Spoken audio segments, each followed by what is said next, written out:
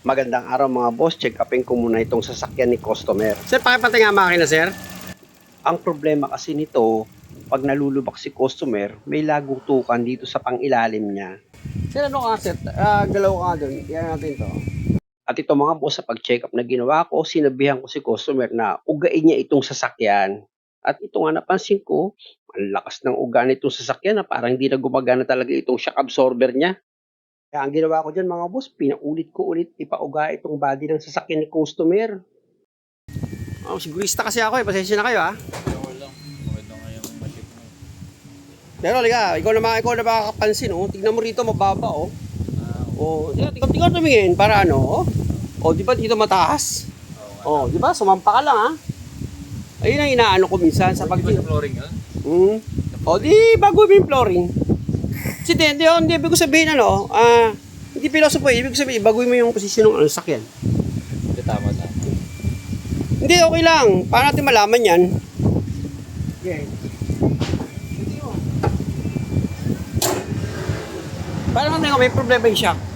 I-ano mo ng konti. Yurong wala, tapos i-abante mo. Kapag bumaba yung shock dito, yan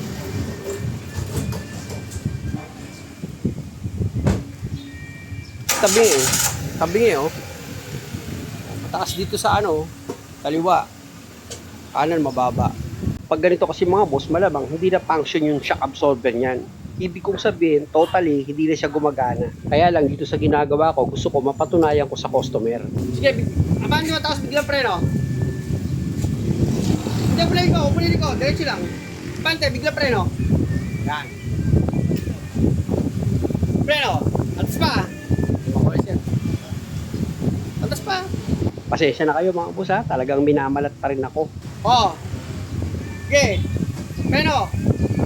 Okay. Kung mapapansin nyo mga boss, talagang may problema itong shock absorber ni customer at kailangan talagang palitan na yan. Sige pa. Sabi kasi ni customer, hindi daw pantay itong kalsada. Kaya ang ginawa ko, pinabago ko itong pagkakaparking ng sasakyan niya tapos pinapump up ko yung preno. Palit ka ba ng sakto, hindi pa? Hindi pa. Masakta lang baba talaga siya rito. Kahit ipalagay natin na hindi pantay yung kalsada. Pero shock pa rin yung hatol ko dito. Ipauga ko ulit itong body mga boss. Dito ako sa kabila sir. Ganun din, hindi na natin. Kasi mabilis ang niya yung pack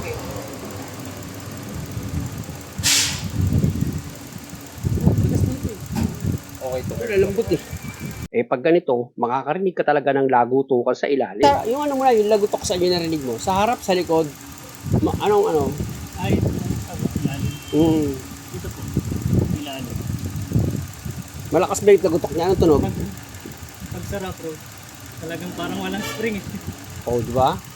Sa absorber niya. Sa absorber to. Pakipatay makina sir. Narinig yung sabi ng customer, parang wala daw spring. Baka naman parang wala shock absorber. Parang walang spring Spring lang ang naramdaman niya, kamo. Para pantay talaga, ipaabante ko pa ulit itong sasakyan ni customer. Okay, abante mo muna, konti. Okay. Ilang. Okay. Hop, yeah. Okay, patay makina. Dito sa gagawin ko mga boss, check upin ko pa ulit yan para sigurado nga ako sa ihahatol ko dito sa sasakyan ni customer. Dahil nga ang hatol kasi dito, yung rack and pinion daw kailangan palitan. Assembly yun at napakamahal. Kung makikita nyo mga boss, diba nilagyan ko ng tubo dito sa ilalim ng gulong? Medyo malambot na yung shock absorber dito sa kanan, sa passenger side. At nung inuga ko naman itong gulong niya, pakaliwat kanan, nakarinig ako ng kaunting ingay. Pwedeng sa tie rod, o kaya sa rack end, o kaya sa gumagawa ang may problema, o sa akin. Kaya lang mga boss, nung inulit kong ugain yung gulong, wala ata sa sinabi ko yung problema. Ibig kong sabihin, wala sa tie rod at sa rack end ang problema. Sa nakita ko, yung ingay na lumalabas dito galing sa shock mounting. Maaring maluwag na dyan at dito sa velocity joint. Lalo ba ka na malakas eh? Lalo ba ka ba? Malubak mo sa bulang Kaya,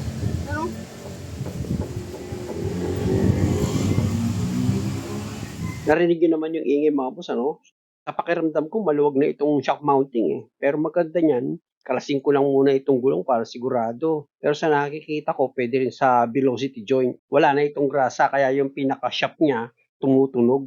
Pero mas maganda nga, kalasin ko na lang itong gulong. Para nga may manual check-up ko na lang. Kasi nga mga boss, itong si customer, malayo pa yung pinanggalingan niya. Tapos anong oras na, medyo tanghali na, kaya baka hindi ko rin ito matapos.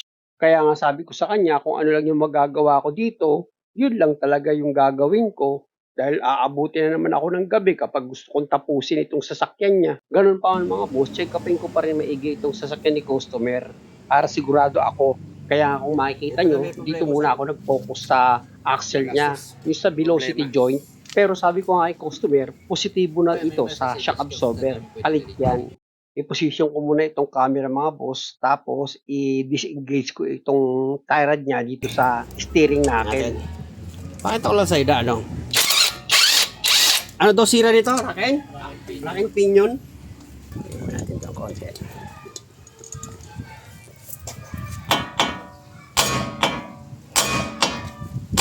Yan. Pag rack and pinion ang problema, ito pa lang. Yan o. Dapat kalug yan. Tutunog yan. Oh, ito tanggal na to ha. Pero yung tunog nandito pa rin. Dito nga mga boss, sa CB joint niya, ugain ko yan. Marinig mo pa rin yung tunog. Oh. Oh. Ang layo naman rack and pinion kung rack and pinion yan oh. Oh. Andito yung tunog eh. Narinig mo yung tunog? Oo. Oh. Eh pag rack and pinion, wala namang kalug-kalug oh. Oh.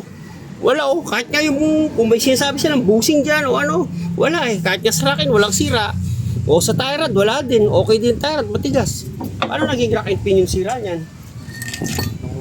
Nanguhula lang yun. Hindi pa maintain sila. Velocity joint nito mga boss, pwede namang makuha sa repack yan. Kaya lang, unahin ko muna itong number 1 na problema, itong shock absorber. Pwede kasi yung lagutok, dahil sa pag-uga ko nitong gulong niya, pwede manggaling yun siya shock mounting. Lalo na yung shock absorber nito, mahina na rin, pwede rin panggalingan ng lagutok yun at kalampag. Isa pa, pag lumili ko, wala naman doon naririnig si customer na ingay. Hindi mo maiwasan kuya ka na eh, no? Ha? May mga basher, no? Alala na? Hindi mo maiwasan. May mga basher Oh, talaga. pero kung tao ka, basta may sasalita ka ng hindi maganda sa kapwa mo. Kung tao ka, di ba? Kasi si Satanas lang yun eh, yung sasalita nun eh. Tama. Kung, kung Bible reader ka, si Satanas may ari nun yung mga hindi maganda salita. Pero kung ginakagalit mo sa akin dahil sa sinasabi ko yung mga nanloloko ng customer, eh hindi ka naman dapat masaktan kasi hindi naman ikaw yun. Bali-bala lang ako. Eh kaya lang, ikaw yun eh. Diba? Kaya ka nasasaktan. So, Ganun lang naman ang ano yun, logic eh. ganun ka din. Kaya ka nasasaktan sa mga sinasabi ko dahil ikaw mismo yun. Ikaw yung mandaraya. Hindi ka nga mekaniko pero mandaraya ka pa rin. Ikaw yun. Si customer ano, ang daming tanong sa akin, pati yung basher tinatanong. Eh gaya nito, sabi ng mekaniko kailangan palitan itong rack and pinion niya. Eh sa pag-check up na ginawa ko, hindi naman rack and pinion ang nakikita kong problema, kundi itong shock absorber. Kaya pag napanood niya ito, natural, magagalit talaga yun. Ibabas niya na naman ako. Pero kung mabuting tao siya, tatanggapin niya naman yung katotohanan. Pagtanggal nitong shock absorber, mga boss, kabisado nyo na yan. Marami na akong video dyan eh. Iba-iba lang talaga ng pagkakadiagnose eh. Mayroon lang naman dito sa shock absorber na dalawang bolt and nut na number 17. Tapos dito sa likuran niya ng shock absorber, kung nakita nyo, tinanggal ko yung bolt na number 10 para ma-disconnect ko nga yung ABS wire nito. Tapos kung makikita nyo itong brake hose niya, nakaipit lang yan dito sa shock absorber. Ayan mga boss, na i-disconnect ko na rin. Pwede nyo na ngayon paghiwalayin itong shock absorber at steering knuckle. Tulak nyo lang naman yung shock absorber mga boss. Nakita nyo, di ba? Tinulak ko lang. Ugain ko naman itong shock absorber mga boss. Pakinggan nyo. Sira nga yung shock. O di ba? Positibo yung shock mounting pati itong shock absorber niya. May problema. Sa pagtanggal naman itong dalawang nut dito nga sa ibabaw ng shock absorber, gagamit ako diyan ng socket wrench na number 14. Ano, makikita niyo mga boss. Naluwagan ko na itong nut na number 14 at tuluyan ko nang tanggalin yan. Tapos isunod ko naman itong pangalawang nut niya na number 14, pero wag yung tuluyan tanggalin para yung shock absorber hindi siya bumitaw. Bitawan nyo muna yung impact rest nyo, tsaka nyo ngayon tuluyan ng tanggalin itong nut na number 14. Siyempre, kinamay ko na yan mga boss para tuluyan ko na matanggal itong nut. After yan, pwede mo na ngayon i-pull out itong shock absorber mo para magkaalaman na dyan nga talaga nang gagaling yung sira ng sasakyan ni customer or yung ingay niya.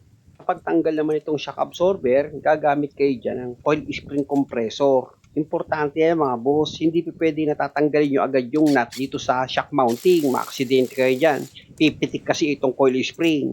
Kaya ang gagawin nyo, gagamit nga talaga kayo ng coil spring compressor para itong coil spring umiksi siya. Huwag siyang pumitik bigla pag tinanggal mo nga yung nut dito sa shock mounting. And mga boss, makikita nyo, tinanggal ko na itong nut dito sa shock mounting. At ito naman shock mounting niya, kung makikita nyo, chine-check up ko nga yan. Kung una mga boss, okay pa sa akin itong shock mounting niya nung ginagalaw-galaw ko siya. Kaya lang sobrang luwag na yung goma Tapos numipis na rin itong goma niya mga boss, yung nakapatong dito sa upper spring seat niya. Na kung tawagin nga yan, rubber mount. Kaya pala nung nag-disconnect ko na itong shock absorber dito sa steering knuckle tapos inuga ko siya, meron siyang ingay habang ginagalaw-galaw ko. Ganun lang naman ako mag-diagnose mga boss pag nagma-manual check-up ako. Ganun lang. Pero pag wala sang sira, walang problema. Pinabalik ko yan. O ito namang shock absorber niya ngayon ang check upin ko mga boss. Ididiin ko yan. Kita nyo, ang bilis kong tinulak. Wala na. Ulitin ko yan mga boss. Seryo? Oo. Sabi ni Sir, di ba? Ano, spring nilang gumagana? Kala mo, sabi mo, walang spring. Isip ba lang, shock, ibig sabihin, ano? Ayan tingnan mo, yung shock niya nga mismo, hindi niya kaya buhatin bitawan ka, hindi niya kaya itulak Kaya, Quality na talaga. hindi mo, layo naman ng track and pin yung sira. Muli mga boss, maraming salamat sa panonood. Pasensya na, pakiabangan sa part 2. Mahaba pa kasi itong video. At sana sa bawat video nga na ginagawa ko, nakakakuha kayo ng idea. At kung maaari, huwag nyo naman sanang kalimutang mag-subscribe sa channel ko. Maraming salamat!